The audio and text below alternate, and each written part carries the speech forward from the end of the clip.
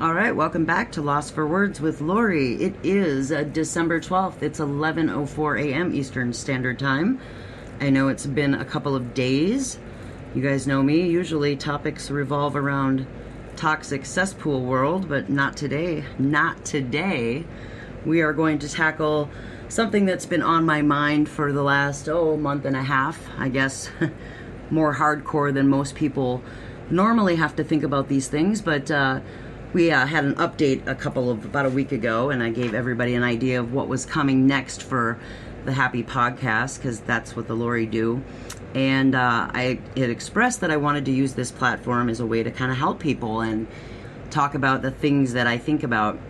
And one of the things that everybody knows since November 1st is that we lost Toby, and I've been dealing with this kind of weird path that most people don't have to deal with, called grief. And I have been talking with a lot of people through this process, and a lot of people don't see that, but about what grieving is. And I go to therapy a lot. Therapy has been kind of a great thing, but a lot of people don't like that. And we've been talking about grieving and the process of grief. And I've met some really neat people who've had to go down that path for a lot of different reasons. And within that, you find interesting things about people and how we cope with grief. And I met this really wonderful young man who has become family to me, and we've been having an ongoing dialogue about the grieving process. And I found a really kindred spirit in somebody who is helping me cope with the understanding of grief and how it's affecting my life, but also how it affects other people and how we learn from each other and the different places that we are in the process of grieving. And we came up with this great concept, and we called it Grieving for Dummies, because let's face it, guys, life does not come with a fucking manual. And if it did, boy, we'd all be living a dream, right? But there's no manual for this shit. And I lost Toby, and I went, what the fuck am I supposed to do with this? I don't know how to unwrap that. You know, my soulmate's dead, and I have no fucking future. And I met this amazing young person who, it might not have been their soulmate, but it was their everything was their father. And wow, you know, to have to unwrap that, to be a young person and lose somebody important in your life. And I went, dude, I get it. I know exactly where you're sitting right now. And their process has been a year. I can't even imagine how I'm going to feel in a year. But to be able to talk to somebody who's going through a monumental experience, and I went, wow, you know, we're a bunch of dummies, aren't we? None of us know how something like this is going to affect our lives. And we became friends based on a traumatic experience for both of us that is so infinitely different, but absolutely the same. And we went, dude, we can talk about this. We can help other people. And we went, let's do a podcast about this. Let's use a platform that both of us love and talk about Grieving for Dummies. And so we came up with this great idea, and I wanted to share that with you guys here on Lost for Words. And so I'm inviting Pete, and Pete's going to come, and I'm going to introduce you guys, and we're going to talk about Grieving for Dummies. So welcome, Pete, and welcome to my podcast, and I hope this is a start of a wonderful friendship. How are you doing today? First of all, thank you for having me here, Lori. It's a great pleasure, and it's been a wonderful idea that we came up with this. Just because you've already said it, I've been going through a lot of grieving myself, and it's been a really tough ride, to be honest.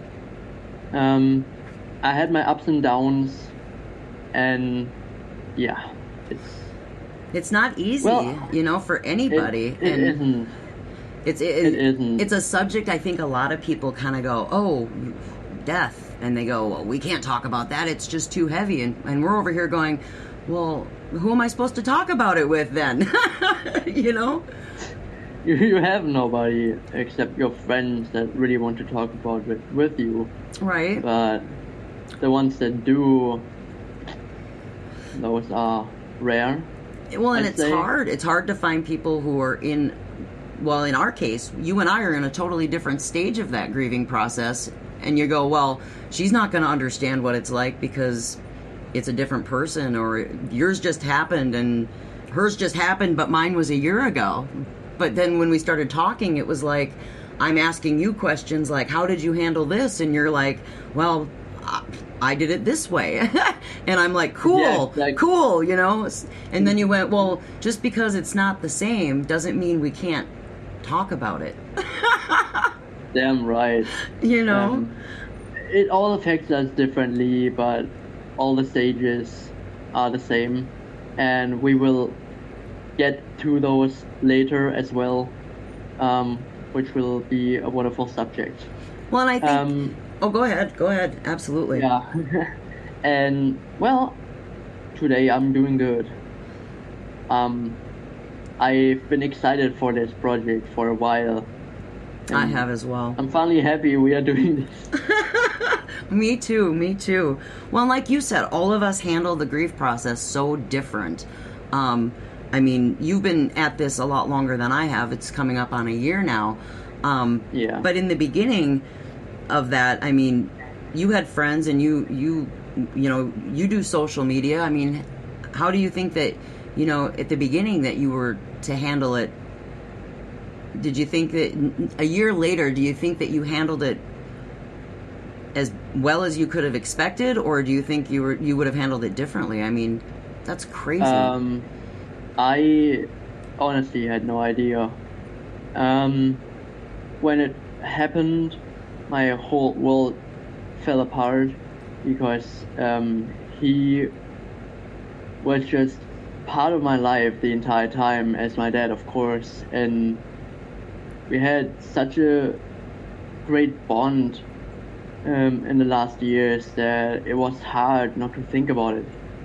And I don't know, it really affected me in a way that I was thinking of not knowing how to handle it in any way, in social media or not.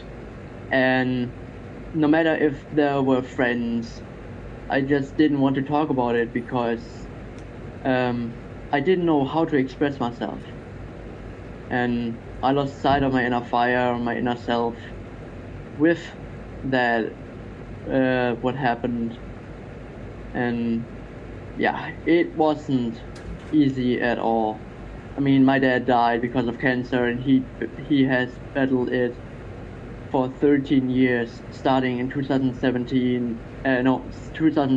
and 14 years. 2007 it started out with a slow breast tumor, and then in the end it spread from the breast into the lungs and then completely all over the body, and also affecting his bones. So there wasn't anything you could do, and in the end he just passed away in his sleep. But I don't know, waking up to the call and being the first one being called by the doctor was devastating, because I had no idea what was going to happen. I just ended the call after it was done and started crying because my entire world fell apart. And a month before, my mom had an epileptic attack plus a stroke, and I had no idea how to cope with that as well. And so you were kind of fearful on both ends, really, mom and dad. Yeah. Oof. Exactly. And I had no idea what was going to happen next. The only thing that I had in mind was, if my mom would not survive this either, I would not be here, because I had suicidal thoughts. And it got me in a place where I was thinking that nothing was worth it anymore. That no matter what I was doing and the friends I had would not be anything against losing my own parents. Right. Because it's nothing in comparison. Right. And that's where you were sitting, was just that total despair, that piece of, I have nothing left. Yeah. Yeah, I think I can relate to that from a certain perspective. I was kind of feeling that same thing, and I'm wondering if a lot of people do, if they feel that same at that initial moment of shock, of I have nothing, I've lost everything. Yeah. Because I think I felt that I might have felt that exact same thing, like or that initial this just can't be real. Yeah. I honestly had no idea on really how to handle anything, because I lost the overview about my entire life, and I was just there like helping my mom when she came home, and was just doing my own thing because I couldn't do anything else. I wasn't going to school or anything. I was just at home doing nothing, but sitting around all day, grieving and thinking about what happened. And I don't know, in the first few weeks, I did deny what happened because it's the first stage. So, denial, and that you don't accept that it happened and you want it to change. You really want to undo things because you don't want to be in the situation, and you just want it to be like the old days. I totally get that. I totally get that. I think I felt that absolutely the first thing too. Absolutely. Yeah. I think so too. Yeah. It happened in January this year, and on January 21st, when my father died. Now it's almost a year, and I've been through so much that I don't know, I don't recognize myself as much anymore as I did because of all the change that I've been through. Right. It put a lot of character growth to myself, and also general growth in so many ways that I'm not that naive anymore in certain scenarios. Right. Well, and that's, I guess, part of that process for you, though, is you handling it differently now versus how you handled it when you first were kind of presented with it. And I'm hoping, at least, because it's so new to me, that I think the denial phase, you brought up a really good, important point, being there's 5 stages of grief, and that first initial shock was that denial thing, and what we're hoping to do is unpack all of those stages. Obviously not today, because that would be like 5 hours. We've done that in our brainstorming sessions where we've talked for hours about all of the grief stages and all of that, which is, it gets super involved and exciting, because the light bulb goes off and you go, dude, this is really great stuff. But denial being that first one, anger being the second one, the third one being bargaining, the fourth one being depression, and then the final one, the acceptance piece, which is kind of the ultimate goal of dealing with grief, because they say, that there's no time limit, and that, grief never goes away. You're always grieving for somebody, right? Throughout your life. But I mean, it depends. Well, on that relationship, too, which is something we were going to talk about today too. But being that, we all handle that process differently, and you being at a specific place in your grieving process, and me working on mine, and those 5 stages and unpacking those, and you're saying, well, I was in that denial phase, and I'm over here going, okay, let's talk about the next phase, which was that anger phase, and always going back to, all of us have those same emotions, and us going, yeah, I was in that denial phase too. Well, I'm so angry right now about everything, and there's got to be a point in your process where you were angry, because right now I'm kind of flip-flopping between all of that anger and depression stuff, but I'm angry about everything, and it's easier for me to deal with being mad at stuff, because it's an acceptable emotion, for people who lost somebody. Yeah. But I'm mad at the world, and I get mad easy, and I'm mad at responsibilities, and I'm mad at God, and I'm mad at. It's easy for me to just be angry, and for everybody to go, oh, well, she's just mad because she just lost her fiance. No. Yeah, but that brings you to the second stage now, because denial is gone. Now you're getting into anger, which is very normal in that process. Sure. Of going through this, and I don't know, it just has to be accepted.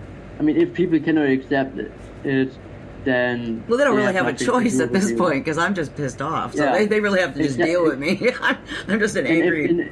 And if they don't, then well, they can just fuck off.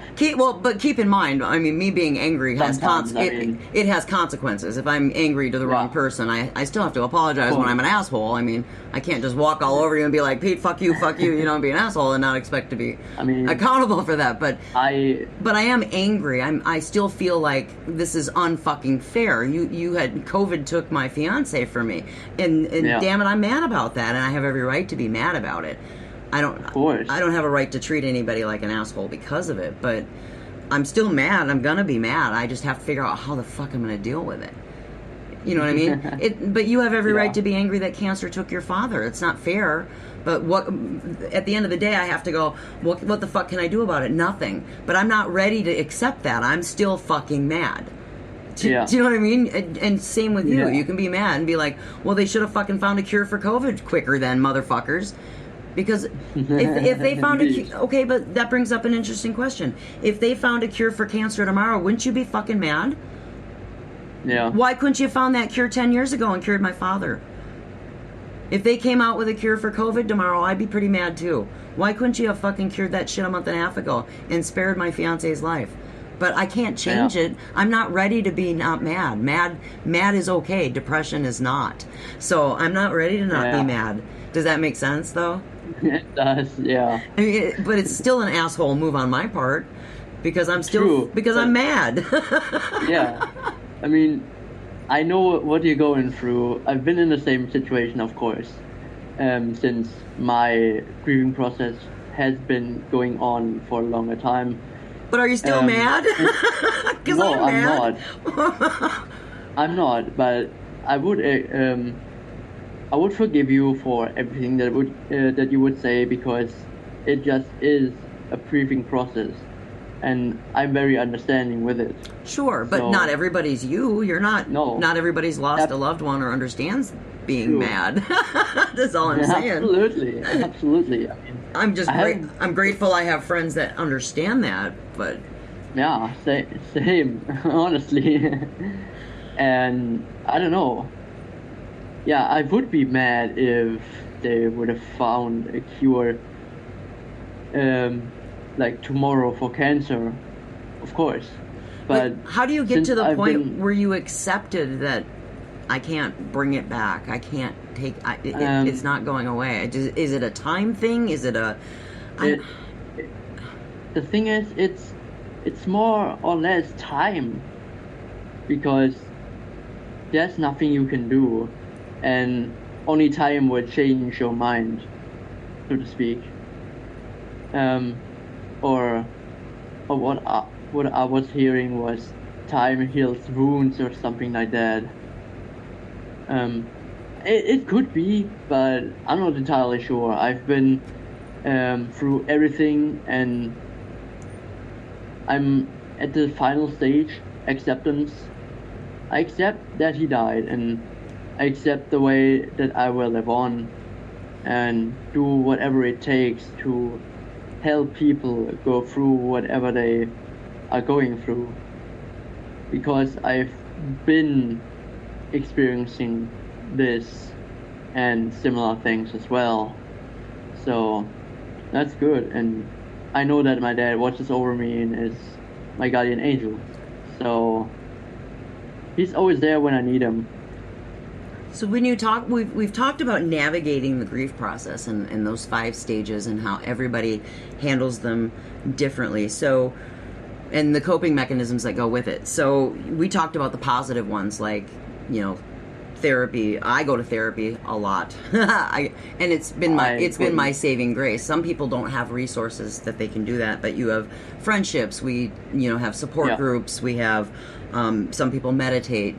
They go to church. They have positive outlets that are really good and can help them navigate that. We're hoping to foster and create an environment where we can all come together with friendship for people who don't have a platform or have resources. Not everybody, you're in a different country. I'm in the United States. The United States is notorious for falling very short on mental health and helping people who need it, which is why all the money that I make, that people donate to my podcast, goes to a mental health facility here in Greensboro in Toby's name, because his therapist, his mental health facility, was a sliding fee. He didn't have health insurance. He couldn't afford therapy. Therapy is $180 an hour, okay, here. That's what they charge. That's a lot of money. So if you don't have health insurance, nobody will see you. In his facility, they charged him $5 a session. $5. They didn't make any money off of him. So I knew that I needed to give money back to them. So any donations that were given to me personally for Toby's funeral expenses from private people, from my work, was all given back to that facility. And I'm not telling any of you this because I want you to feel that I'm a better human or I'm trying to gain anything from that. It was the right thing to do, people. Mental health is important. And people need support. And if I can give back to people who don't have a fucking clue who Toby was, don't know who I am, don't give two fucks, but if they're struggling and they need help, they're gonna get it. And if I can give a piece of that back, I'm gonna. And you don't like it too fucking bad. But if I didn't have my friends, if I didn't have therapy, if I didn't have people to help me through the grieving process of losing my soulmate, I would be one of those people who was in that place where Pete was at one point, who said, I have nothing to live for, and it's not worth surviving. And that's not fair. It's not fair to the memory of Toby. It's not fair to the people that love me. It's not fair to myself. This is a terrible thing for anybody to lose a loved one. For Pete to lose his dad, for me to lose Toby, for anybody who's lost anybody they cared about tragically or from a disease, to not have a resource or a friend or a community to talk to about the things that they need help with. And so we're trying to create a platform where we can all come together and talk about things that are hard. And a lot of people don't have healthy coping mechanisms, and they navigate their grief with self-defeating behavior, self-destructive habits. They drink, they turn to drugs, they do the unfortunate and end their lives because they don't know how to navigate a process that is so painful.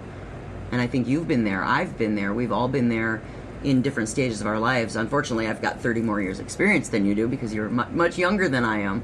But it doesn't make it any less hard for you to handle or less painful to be at that place in your life where you don't want to be here anymore. And that's what's so important, is we all have these same emotions. We just handle them so differently. But you're in the same spot I am, no matter what it was, no matter who you lost, no matter how old you are, no matter what part of the world you're in, because we are on opposite ends of the ocean. But we are sitting in the same spot. You're just a little further on your journey than I am, but we're sitting in the same spot. We feel the same thing. We're hurting just as much, right? Yeah, exactly. Now, what do you think about? I talk too much. I know. I'm sorry, but what do you think about that? Fine. Tell me what you think. You're completely right.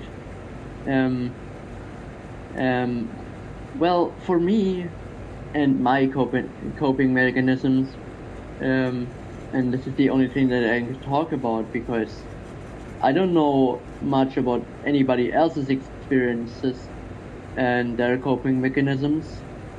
So for me, it most likely was writing, because I write stories myself and put them up on my main YouTube channel, and for people to listen to, and also for myself to get my emotions out and let my creative mind and fantasy like a normal go and just let it flow. And so I have topics in my head that I want to do and that I write down, and I don't always have creative times, but when I do, I just write and write and write, because it's mostly the only way to figure out how to sort my head and my emotions.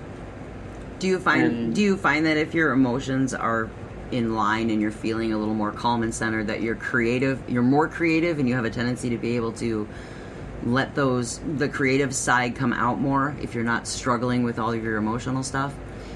Yes, definitely, but also when emotionally attached by something, or not entirely attached, but sidetracked or whatever,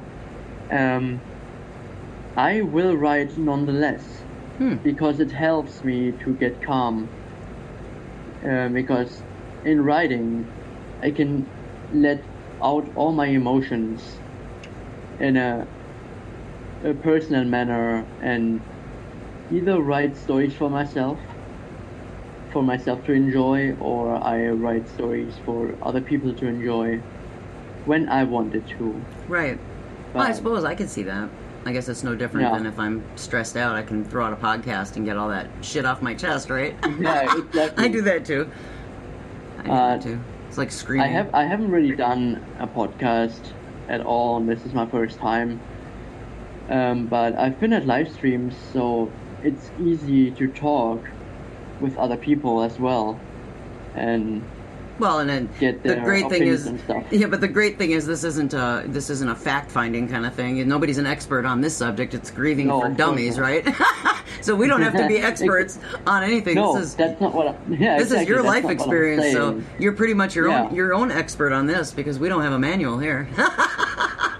Right? Very true. Right? Yes, exactly. So I mean, your experience makes you the expert, really. Yeah. Aren't we kind of all our own grief experts? We are, and we cannot think of anybody else's, because we are just who we are, and the things we've been through shape us to the humans that we are. I agree. And I don't know, if you go down a dark path, it will eventually be a downfall for yourself. But if you enlighten yourself and show that you go to therapy, or that you have supportive friends or groups that you can be a part of, and they accept you for who you are, then talk to them. Do whatever it takes to find a way to help yourself and make yourself feel more valued, appreciated, loved, and also that it helps you mentally and health-wise as well. Absolutely. We one of the things that we were talking about earlier, and that we were going to talk about today, which we've kind of been like, oh, this is going to be a great subject, was how did you feel about people who would come up and go, dude, I'm sorry that your dad died, or my condolences, or how do you feel about this sentiment? I mean, you don't want to feel ungrateful, because people are truly sorry that you've lost a loved one, but I mean, how does it, I mean, because we've got listeners, or I've got listeners, and you're going to have future listeners, but even people that, when you tell them for me, when I tell people I just lost my fiance to COVID, and then they go, oh, dude, like, what do I say to somebody who just lost a loved one? I mean, what are your thoughts on that? How do you feel about it? And how does that affect your grieving process? Well, I am grateful for people that say, I'm sorry, my condolences, because I know that it's hard to say something to someone that has lost a loved one, no matter who it was. And most of all, the importance of either a parent or fiance or husband will be different, but it affects us way more than people we are related to but are not connected with as much. Right. And I mean, it would be better if some people would come up to you and say, if you ever want to talk, I'm here for you, and you can talk and vent all you want. I'm just here listening and try to be or to have an ear for you. Do you think that's more important? Is just that people understand that you really just say, you know, I'm here, I'm listening, rather than offering any kind of sorry or. Yeah. I mean. Yes, absolutely.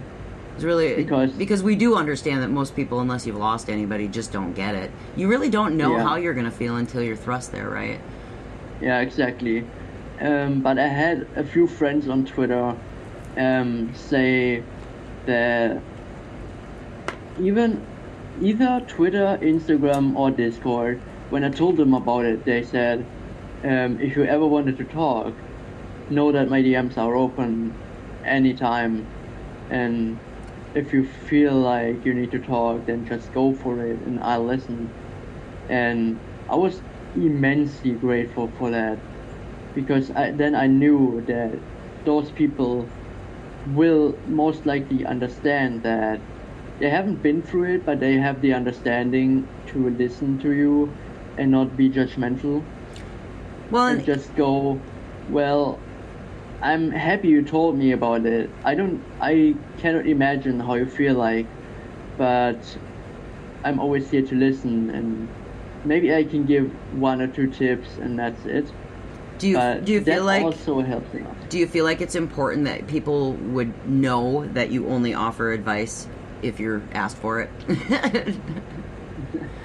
That's something that that would be a good tip to give people if they're worried about what to say to somebody. If you find out somebody that you're close to or a friend of yours has lost a loved one, is to don't give them a whole bunch of unsolicited advice unless somebody says, how would you handle this, or just listen. Yeah, that's a good tip. Exactly.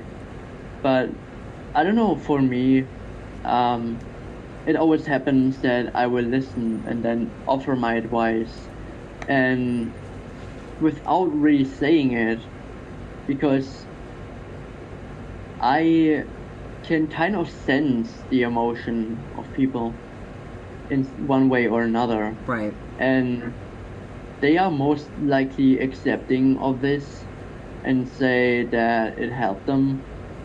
Sometimes I do give my advice, sometimes I don't. But I think it depends on the situation and the people I surround myself with. Right. And I know it's easy for us because we'll have a conversation and I'll ask questions like, hey, how did you, and then you'll give me the advice that I asked for. But when it's other people, yeah. But I think a lot of times for me, it's just people don't really know what to say. Do you say I'm sorry, or do you just say, hey, you know, it's too bad that happened? I mean, how do you say it without sounding like an asshole, you know? Without minimalizing somebody's experience. But I guess it really has a lot to do with how well you know somebody too. And that's hard, especially in social media. You really don't know what your level of comfort is with certain people and how they're going to react to it. And then there's the whole, are they just looking for somebody to feel sorry for them? And it's like, well, you know, that's kind of a dick move, but at the same time, there are people on social media who do those kind of things. So you don't want to be one of them, but at the same time, you have acquaintances and relationships with people on social media. So, you know, there's a fine line of how you present it to the public, and then how you present it, like you and I, where we're in a support group or we're talking about it, and it's a very real thing. You know, like you and I, it's one of those things where people will be like, you know, you're on a live stream with a bunch of people and you're like, oh, well, she doesn't look like somebody who just lost their fiance, or he doesn't look like somebody who's grieving for his dead father. Well, okay, bitch, you know, I may not look like a grieving widow, but you don't see the 2 a.m. crying with your friends on the phone because you miss somebody.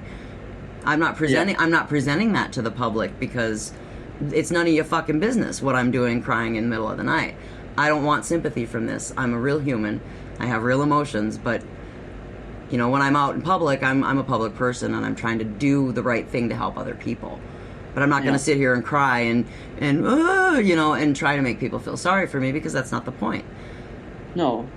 And I don't know, for me, it's like when I get in this kind of angry mood and it gets too much, I will immediately start crying because I have no other way to express myself. Right. And because I have no therapy, and I haven't been to therapy in years, So there's just a mechanism that I've been going through on my own without additional help. And it really helps when I just let my emotions flow the way I want to. Right. I don't care what people think, I would just do it. And no matter like attention seeker or not, I'm a genuine real person, I'm honest, and I care a lot of people, or about a lot of people, and want to see them at their best form as well. And if they're down, I'm there to help them. Right. Say, my DMs are always open to you, to anybody that has problems or struggles. Right. I open myself up for them, and when they really need it, they will come. If not, then my offer has been accepted, but not been like searched for yet. Right. And well, I'm fine with that. And at a certain point, these certain people, myself included, yourself included, I mean anybody, they have to want to help themselves.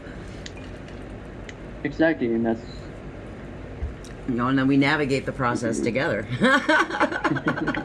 Yeah, exactly, and that's a good thing. Well, and like we talked about before, there's no time limit on that. I mean, lots of people have that grieving process for life, and I know I will, and you will. I mean, that piece of that memory and that love that you have for your father never goes away. You're young. That was a huge impact on your life. Toby, the same thing. I had amazing experience navigating life with him, and now I have to unlearn and relearn and figure out a new path just as you do. And there's no time limit to that until we are no longer on this planet. So now, however long I have left here, I have to redefine my future. And that's scary. It's a scary path to navigate. And I'm unpacking that in therapy about what that means and what the next step is and and while it's still dark and scary, there's that bright light that goes, okay, well, I could do something not dark and scary with it and try to learn something and make something good and happy out of it too. Because, if your father didn't pass away, you would be doing what you were doing, and that's navigating your path for happiness, and that's what Toby and I would have done. So the difference is that I still have to do that. I just have to do it without him, and that sucks. I'm still angry about it, okay? We'll go back to the 5 stages of grief. I'm still mad about it. I'm still going to be sad about it. I haven't accepted it yet. But it takes time, and there's no time limit for that. So if it takes 5 years, if it takes 10 years, I'll cross that bridge when I get to it. And you get to do the same thing. We're just going to kind of all hopefully do it together instead of by ourselves. So I'm hoping that was kind of our goal, to be able to kind of unpack that a little bit, and the ideas that we had about covering each stage of grief and really digging into that denial phase, because I have so much that we could have a great conversation, maybe with some other people, maybe even a live stream where we could all talk and people could come up on panel and share their experience with denial, or people could see our face and how we interact and whatnot, because we've had some great hour-long discussions about, these wonderful things, and they're not wonderful things, they're tragic things, but how denial has affected us and how angry we are about everything, and then we haven't talked about bargaining a lot, a little bit, but about the depression part, we've really unpacked depression, you and I, but the acceptance stage, which I'm not even remotely close to, and talk to other people about where they're sitting, and I have a lot to learn. You still have a lot to learn. That time limit thing. We could go on about time limits, but we have an infinite, I shouldn't say infinite, but we've got time to talk about more grieving for dummies. We can write our own manuals, and be our own experts and go over all of these things that we think about at 2 a.m. when we're over here crying. What the interwebs don't see, though. No. But probably should.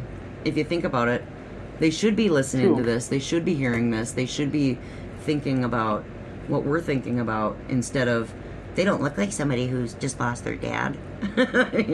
I dislike people like that. They have no understanding. whatsoever.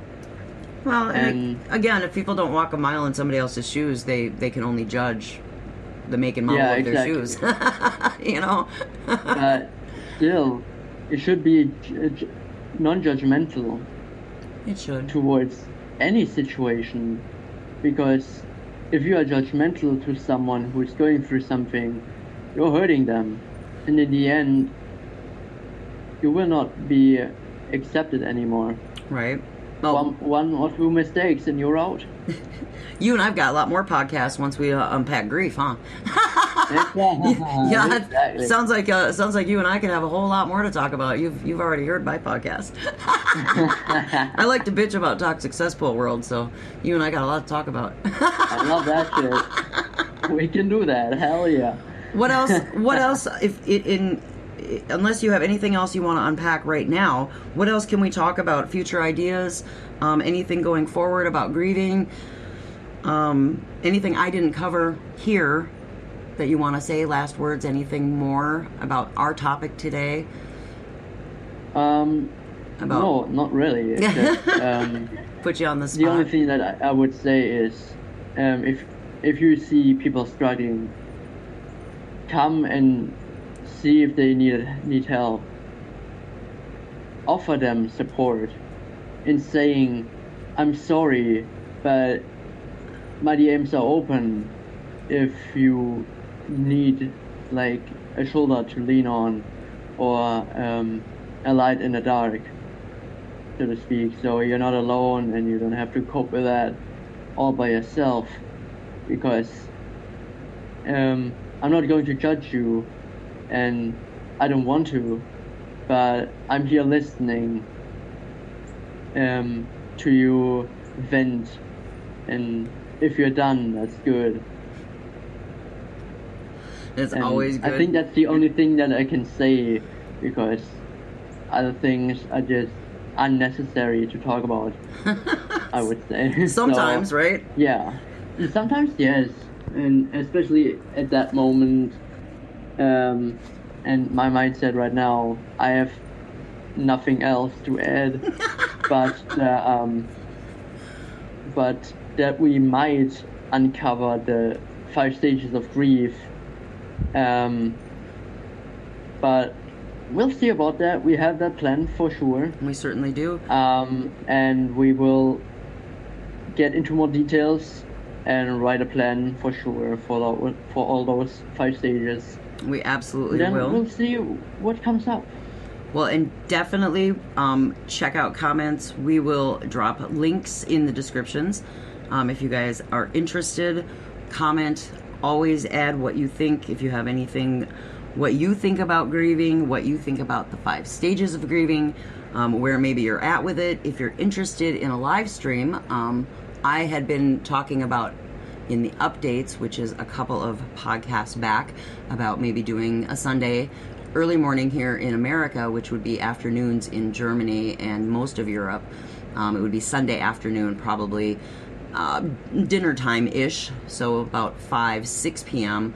In most of Europe, but it'd be about 11:30 a.m. here Eastern Standard Time in the United States. But doing like a live panel, because I have StreamYard and I can do a live panel, a live chat where we could banter, you and I, to start. But anybody else, I have met some people in the community who have also lost spouses, who've also lost loved ones, even children, who might want a space to talk about where they're at, or just a space to talk about other subjects, that are bothering them.